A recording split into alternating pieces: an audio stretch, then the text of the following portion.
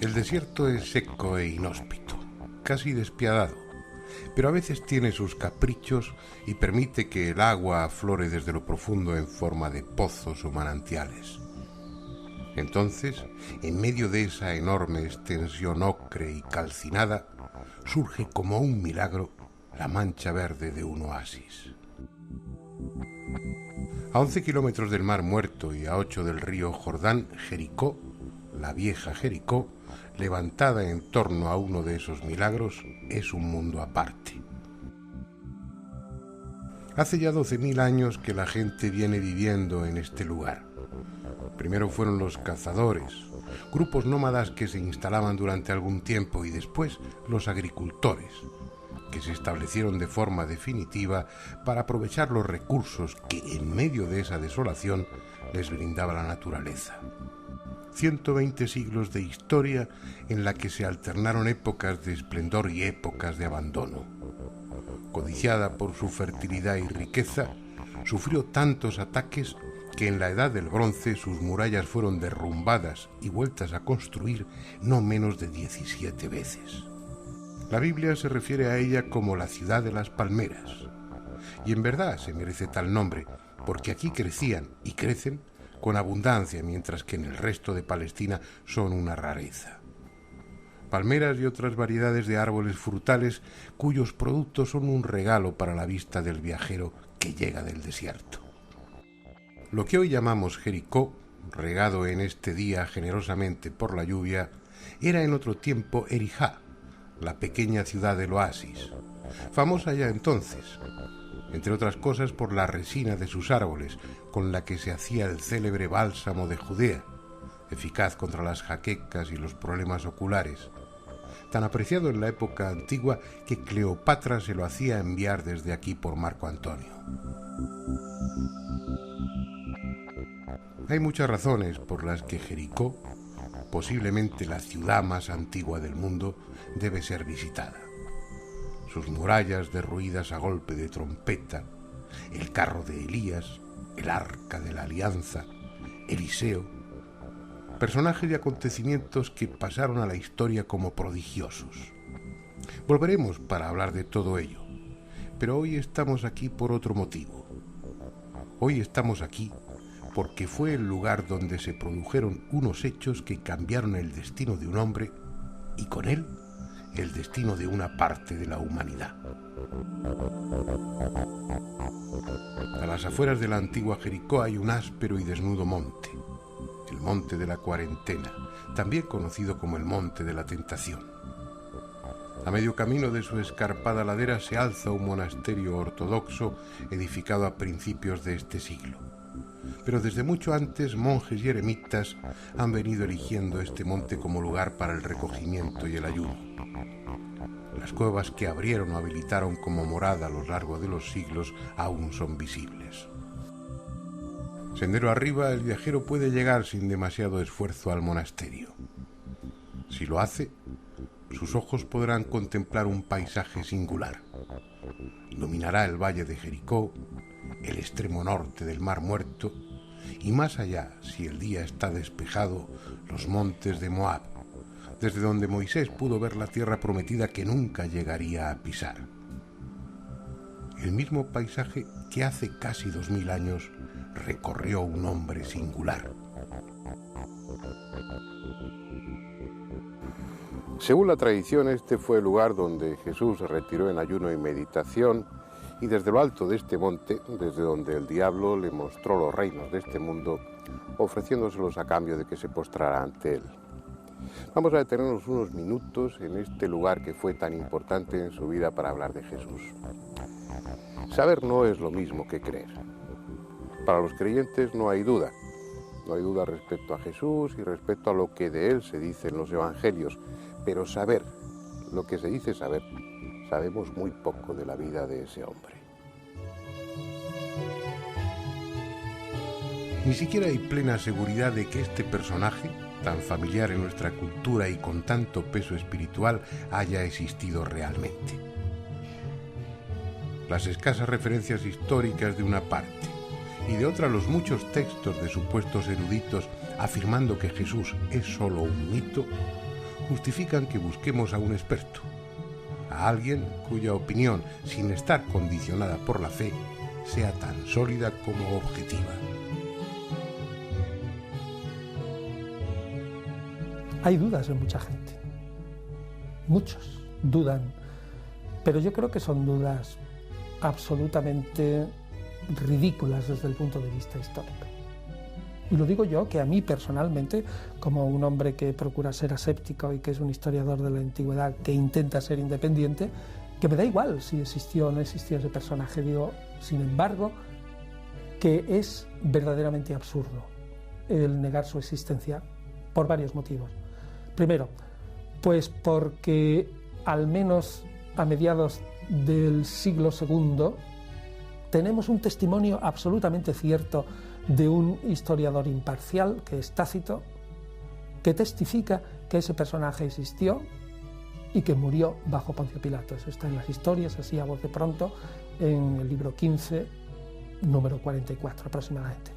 Tenemos el testimonio de la existencia de Jesús en las Antigüedades, libro 18 de Flavio Josefo.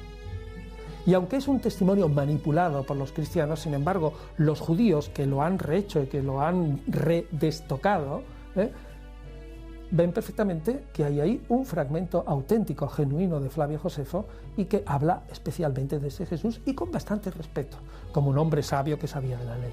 Y tercero, tenemos un texto de Suetonio en la vida de Claudio que es bastante dudoso, pero que habla de un tal Cresto que fue el que hizo que los judíos, y se sobreentiende también que los cristianos, causaran ciertos tumultos en Roma y que provocaron que el emperador Claudio los expulsara. Pero aparte de eso, existen los evangelios. Y es verdad que los evangelios están escritos desde la fe y para la fe, es cierto, y que tienen muchas leyendas y motivos legendarios y muchas cosas que no son históricas. Pero cualquier observador imparcial ve que además son libros de los cuales se pueden sacar algunos datos históricos. Y son por lo menos 3 de los 4. Y el último argumento, que existió Jesús, se deduce también de lo que viene después, digamos, de su obra, entre comillas. Que aunque yo soy de los que opinan que Jesús no fue el fundador del cristianismo, sino fue su impulsor, su primer impulsor, y que el fundador del cristianismo son sus discípulos, los que piensan a Jesús, los que reflexionan sobre Jesús, los que construyen la teología del Nuevo Testamento. Sin embargo, pienso que todo el fenómeno cristiano sería absolutamente inconcebible para cualquier historiador, sea marxista, sea superateo, sea lo que sea, es inconcebible sin la existencia de ese personaje. Y quinto y último, porque los argumentos avanzados en pro de la no existencia de Jesús, como que su figura es mítica, como que es legendaria, como que están llenas de contradicciones, como que Pablo apenas si conoce al Jesús de la historia, tienen otra explicación facilísima, dentro, digamos, de una asepsia, insisto, siempre, no desde el punto de vista de un historiador confesional, sino desde el punto de vista de un filólogo, como soy yo, de un individuo que trata esos textos, el Nuevo Testamento, pues como otro texto más que nos lega la antigüedad. Así que, en resumidas cuentas, un historiador de la antigüedad diría: me es muchísimo más fácil y más razonable explicar la historia admitiendo la existencia de Jesús que lo contrario. Por lo tanto, yo postulo que existió Jesús. Ahora, otra cosa es cómo lo entiendo, cómo lo sitúo en la Palestina del siglo I, cuántos datos puedo sacar de él históricamente, qué fue lo que dijo, etcétera, etcétera, etcétera.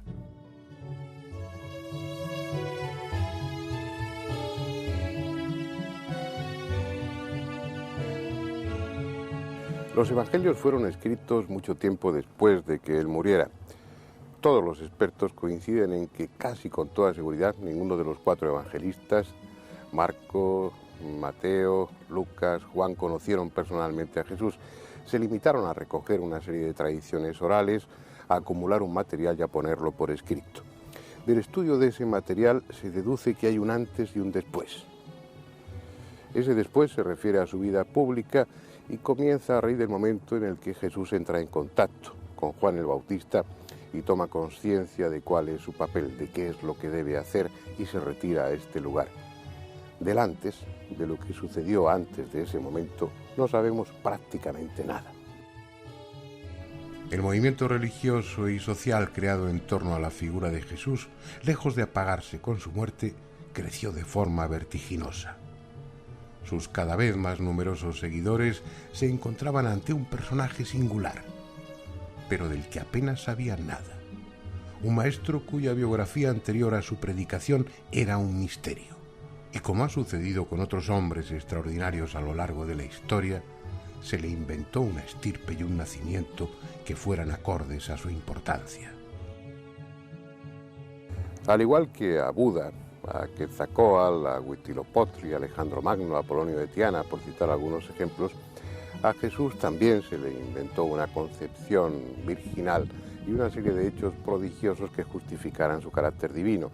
En su caso concreto, y para mejor ajustarlo a las profecías anteriores, pues Mateos y Lucas, por ejemplo, dicen que nació en Belén, cuando los otros 2 evangelistas sostienen todo lo contrario. También se inventan una genealogía para hacerle descender de David, y para colmo, ni siquiera ambos árboles genealógicos coinciden, pero dejando aparte las cuestiones de fe, dejando aparte las creencias, nos encontramos ante un hombre sin pasado conocido, un hombre aparentemente cualquiera que en un momento determinado toma conciencia de quién es o de quién cree ser. Y posiblemente abrumado por esa enorme responsabilidad que le ha caído encima, se refugia en este desierto, en este monte, se somete al ayuno y a la meditación para buscar, posiblemente en su interior más profundo, las fuerzas necesarias que le permitan asumir esa misión que acaba de serle encomendada. Y es que cuando el hombre se convierte en legendario, es difícil para el historiador dilucidar dónde termina la realidad y comienza la leyenda. En el caso de Jesús se da esa circunstancia, incluso más que en el de otros personajes, porque lo cierto es que en su momento, cuando estaba vivo, pasó poco menos que desapercibido y careció de importancia, excepto para sus seguidores. Brevemente, y aunque a algunos espectadores les pueda sonar un poquito fuerte, en realidad, desde el punto de vista de la historia antigua, Jesús fue en la Palestina del siglo I un simple personajillo que casi pasó desapercibido. No se puede deducir la importancia de Jesús a partir de los evangelios porque es una literatura partidista. Se puede deducir la importancia de Jesús en su época, que es lo que tú me preguntas, a partir de, digamos, el reflejo o el impacto que ese personaje dejó en el exterior. Pues el impacto de Jesús en Filón de Alejandría es nulo, en Flavio Josefo es mínimo, quizás 6, 8, 10, 12 líneas, que es en lo que nosotros podemos reducir el pasaje en el que ese historiador judío habla de Jesús, y nada más. Y en los historiadores paganos, pues prácticamente desapercibido totalmente hasta el siglo II. Es más, si uno considera que en la época de Jesús, en concreto, inmediatamente después de la muerte de Herodes el Grande y hasta el año 70 en que se destruyó Jerusalén por el ejército del emperador Tito, pues aparecen, así a bote pronto, unos 10 o 12 mesías recogidos en la obra de Flavio Josefo, en las antigüedades y en la guerra, pues es evidente que Jesús fue uno de esos 10 o 12 mesías que además el pueblo los consideró falsos porque habían fracasado. Y era la señal distintiva, su fracaso, que daba Dios a las gentes para que vieran que ese Mesías era falso.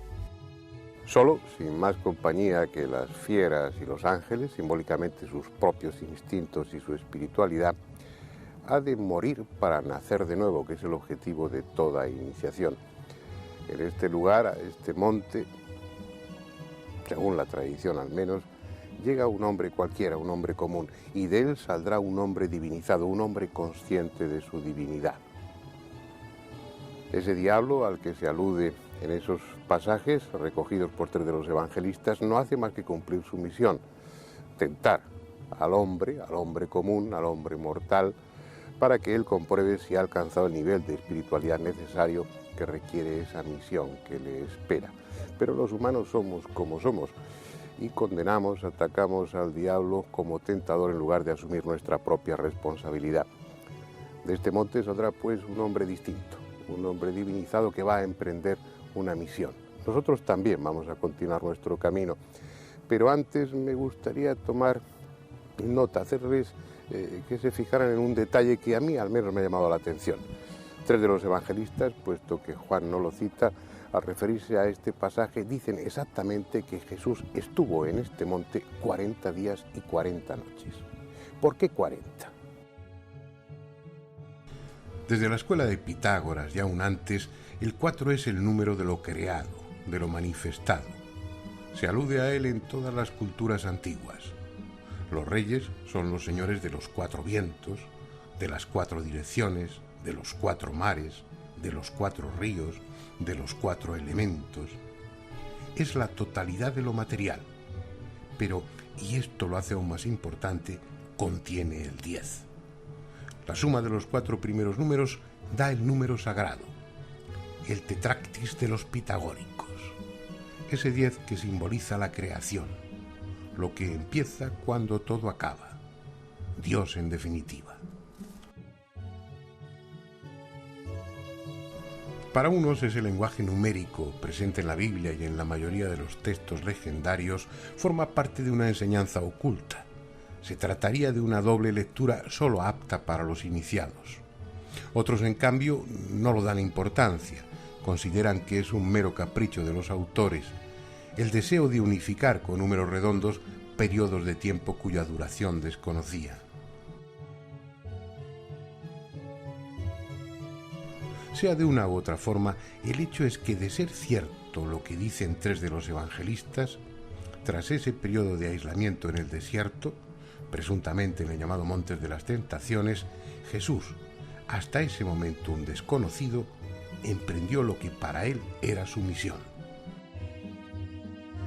Y su misión, según se desprende de los evangelios, comenzó en Cafarnaún anunciando ni más ni menos que el inminente regreso del Dios de los judíos para, tal como prometió, reinar sobre su pueblo elegido.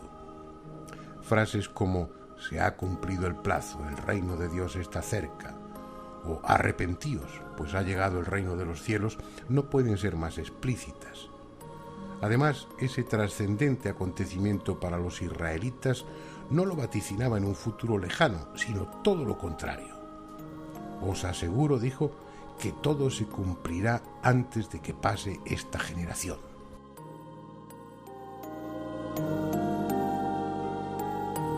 Y es que, en contra de lo que la idea ha sostenido después, su mensaje encaja históricamente y sin dificultad alguna en el ambiente religioso que hace 20 siglos imperaba en Palestina. Sin dejar de ser un hombre excepcional e innovador, su pensamiento, siempre desde una visión ajena a la fe, es coherente con aquella época y aquel lugar. Ahora, ¿cómo podíamos encardinar la figura de Jesús ya dentro del mundo religioso de la época? Pues en mi opinión es probablemente, si en algo se le puede clasificar, es como un fariseo sui generis, es decir, un fariseo especial, no encasillable en ninguna de las sectas llamadas judías de la época, porque no es un esenio, claramente, no es un fariseo típico, no es un saduceo y tampoco es un celota o sicario, pero la manera como él interpreta la Biblia, cómo interpreta la ley, cómo acepta la tradición oral, cómo acepta los dogmas, entre comillas, del judaísmo, como son, por ejemplo, la inmortalidad del alma, la resurrección de la carne, la indisolubilidad del matrimonio, las pocas posibilidades del divorcio, etcétera, etcétera. Todo eso, su manera de discurrir es puramente farisea. Lo único que, como era un genio religioso, es un fariseísmo especial que va a lo esencial, que no le interesan los tiquismiquis de la casuística de la inmensa mayoría de sus colegas. Él va a dilucidar cuál es exactamente el núcleo y el sentido de la ley e intentar cumplirla al máximo. Por otra parte, como su figura es compleja, pues también podemos decir pues, que este personaje probablemente pues, tiene rasgos de profeta, tiene rasgos de maestro sapiencial, y la prueba es que tenía una labia espléndida. Vamos, no hay ningún fariseo de la época del que se conserve unas parábolas y unos cuentecitos, chismecitos, leyenditas breves tan verdaderamente deliciosas y bien hechas desde el punto de vista literario. Vamos, yo estoy convencido de que gran parte del éxito de Jesús se debe justamente a que era un pico de oro, vamos, que atraía a las masas porque sabía exactamente decir la palabra con la metáfora apropiada, con la imagen, con el cuentecito, con la parábola apropiada. Entonces, pues era también un maestro sapiencial, pero también era un carismático, porque es evidente que ese individuo hacía curaciones. Eso para mí es clarísimo. Ningún historiador de la antigüedad objetivo es capaz de negar que Jesús hiciera curaciones. Evidentemente, les negamos que hiciera milagros contra la naturaleza, como por ejemplo, pues andar sobre el agua, etcétera. Eso son leyendas, ¿no? Pero por ejemplo, que curaba a la gente con la imposición de las manos. Eso es evidentemente que lo hacía, porque lo hacían otros fariseos carismáticos de la época. O que, por ejemplo, expulsaba a los demonios. Es evidente que era un exorcista. Entonces, ese personaje es complejo. Yo creo que la mejor manera, en todo caso, de definirlo sería formar una frase larga en que dijera: esencialmente se consideraba el mediador de la venida del reino de Dios, pero era también profeta, era fariseo especial, era rabino, es decir, maestro, era carismático y sanador, y sobre todo al final de su vida, al menos al final, se consideró el Mesías de Israel. Si no nos explica la entrada mesiánica en Jerusalén ni el episodio de la purificación del templo. O sea, es una figura, repito, oscura, como otras, pero un genio religioso que debió de impactar tremendamente en un grupo muy selecto de discípulos. Sobre esta parte del mundo, tan inhóspita en apariencia como cálida y acogedora cuando el viajero deja de serlo y entra en comunión con ella, han caído desde entonces 2000 años. Y Jesús pasó de ser el hombre que fue a convertirse en un arquetipo, en una proyección idealizada de nosotros mismos. De esa forma trascendió su condición temporal y local para adquirir el carácter de figura universal. El problema es que para asumir como verdadero todo lo que Jesús hombre propugnaba, hubo también que dar ese carácter universal al Dios del Antiguo Testamento, un Dios local, tan partidista y tendencioso como cualquier otro de los dioses tribales de la antigüedad. Pues bien, ese es un fenómeno muy complejo. Primero, el cristianismo al principio no se desarrolló tan rápido. Realmente los cristianos empiezan a ser legión en época de Tertuliano, cuando ya en el apologético se jacta, digamos, en torno al 200, finales del siglo II, comienzos del III, cuando se jacta de que los cristianos son de ayer y llenan ya todo el mundo, o sea que ya habían pasado unos 170 años. Pero de todas maneras el crecimiento es muy rápido y eso es un fenómeno verdaderamente curioso. Entonces, ¿cuál es verdaderamente, en mi opinión, o cuáles son, mejor porque hay que hablar en plural, los factores que ayudaron al crecimiento de esta nueva religión? Yo creo que son 3. Primero, el cristianismo recoge lo mejor del monoteísmo judío. Y el monoteísmo judío, a pesar del fracaso del pueblo judío contra Roma, había tenido una importancia y un atractivo en el mundo antiguo tremendo, de tal modo que los temerosos de Dios, los prosélitos, los que estaban alrededor de los judíos, eran muchísimos paganos. Segundo, el cristianismo recoge lo mejor de la religiosidad pagana.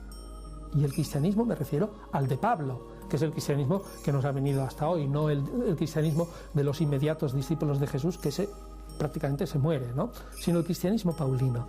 Pero el cristianismo paulino tiene la gran y genial idea de que transforma esa idea del Mesías judío, de esa esperanza de un mundo mejor, lo transforma, lo desjudaiza y lo transforma en la figura de un Salvador universal. Y ese Salvador universal le hace decir que Él va a cumplir los deseos que tienen la inmensa mayoría de los que acuden a las religiones de misterios. Es decir, ese deseo de salvarse eternamente, de conseguir la inmortalidad, ¿no?, de perpetuarse, de conseguir la felicidad, sobre todo en el otro mundo. Es decir, Pablo transforma la idea de un Mesías nacionalista judío en un Salvador universal y hace de una mercancía religiosa, por expresarse así, poco valiosa, nacionalista, de un círculo local, la transforma en una mercancía ampliamente vendible a los pueblos del imperio porque llenaba todas sus aspiraciones. Y el tercer argumento es porque el cristianismo, también por influencia del judaísmo, fue el que inventó la seguridad social en la antigüedad. O mejor, más que inventó, reinventó la seguridad social, porque la seguridad social está inventada por los esenios, por los judíos, que cuidaban perfectamente de sus viudas, de sus huérfanos, de sus grupos, etcétera, etcétera, donde nadie pasaba hambre, etcétera. Pero los cristianos en un mundo inhóspito toman ese modelo de los esenios, probablemente porque en el cristianismo primitivo pasaron muchos esenios a formar parte de él, ¿no? Y se organizan maravillosamente en torno a una serie de figuras que son capitales, como es el presbítero, debajo del obispo, el diácono y las viudas. Entonces, entre estas tres figuras organizan un sistema de atención a los miembros desvalidos del grupo, que tiene tal éxito y cuyas normas aparecen en los escritos tardíos del Nuevo Testamento, como son las pastorales, tiene tal éxito que los de fuera debieron ver. Hay que ver qué bien funciona este grupo. La humanidad lleva viviendo en este planeta un tiempo aún no determinado con exactitud. Pero podemos suponer, sin mucho riesgo de equivocarnos, que esta criatura capaz de pensar y con la necesidad de trascendencia apta para crear religiones, habita el mundo desde hace no menos de 300.000 años, quizá muchos más. La historia que conocemos, salvo excepciones, apenas llega a unos 6.000 años hacia atrás. En ese tiempo y en los incontables siglos anteriores, miles de dioses y religiones poderosas han sido devorados por el olvido. Pretender que una cualquiera de ellas, desaparecidas o presentes, es la única verdadera, resulta una frivolidad. Para sustentarse, todas han necesitado y necesitan de la fe. Sin ella, son insostenibles. No está claro si porque en su mediocridad el hombre solo es capaz de concebir dioses mediocres o porque sencillamente el concepto del auténtico Dios, caso de existir, está fuera de los límites de nuestra mente. Jesús está ahí, como Buda, como Krishna, como Quetzalcóatl, como tantos otros cuyo nombre se ha perdido.